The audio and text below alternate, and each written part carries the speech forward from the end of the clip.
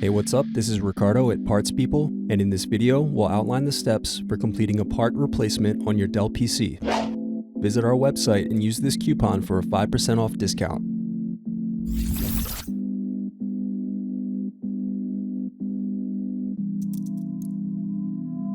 Unscrew and remove bottom base.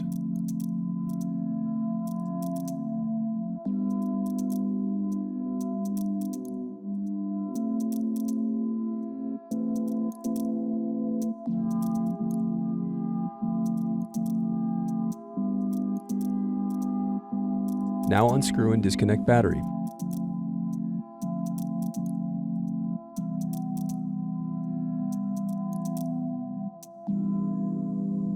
Now disconnect and remove speakers.